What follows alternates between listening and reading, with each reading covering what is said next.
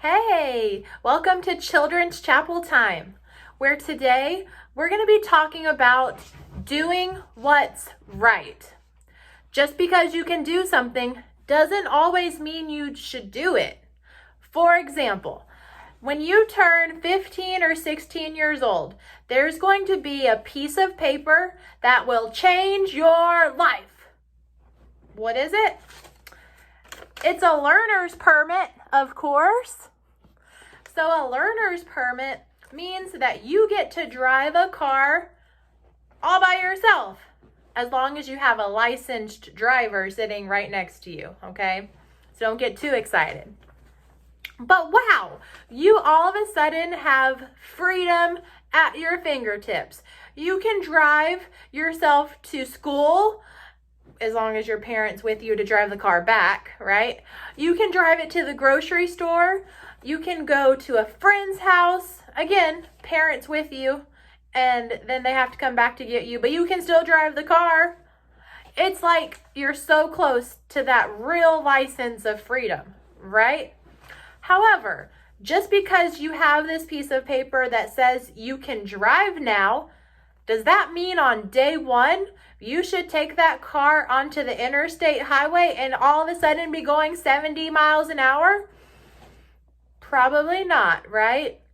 You should probably start out on the side roads, the back roads, going kind of slow, getting used to like checking for people next to you and behind you, getting used to what it feels like to push on the gas and the brake.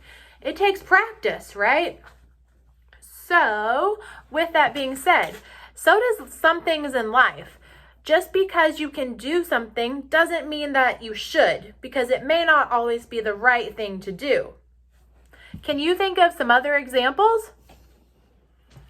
I'm going to share an example that I'm guilty of, and I'm not proud of, but it's something called a white lie. Have you heard of that?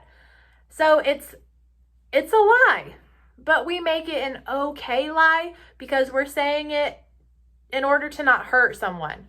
Like, for example, maybe if your mom or your sister says, "Does this dress make me look fat?"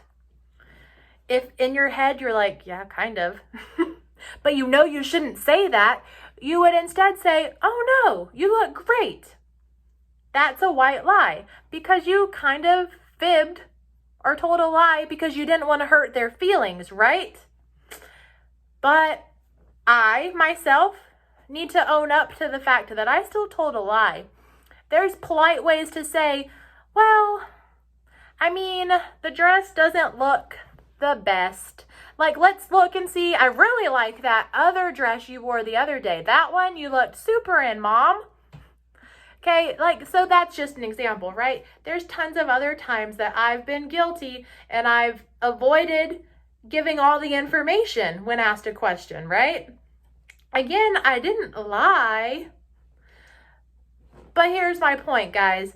We should always be trying to live up to Jesus's example. I bet Jesus didn't tell white lies or avoid telling the whole truth. He just owned up to it and was like, "Look, no, that dress doesn't look that great on you." Or, "Yeah, so I didn't listen to your advice and I did that silly thing anyway and it didn't turn out good," right? Just own up to it and, find polite ways to say things. And I promise you that the results are so much better than someone finding out that you told them a lie instead of just telling them the truth. There's a whole bunch of other things that we always need to just be asking ourselves, what's the right thing to do? What would Jesus do? So my challenge for you is live out your life under that role model. It takes some practice. It takes you stopping and thinking before doing. But I think that's what God wants us to do. All right, happy Wednesday. Comment below. Tell me some ideas. Tell me how your day's going, your week's going. If you want to have a confession session with Miss Nicole and tell me about something you did that you probably shouldn't have done, I'm all ears. All right, love you. Bye.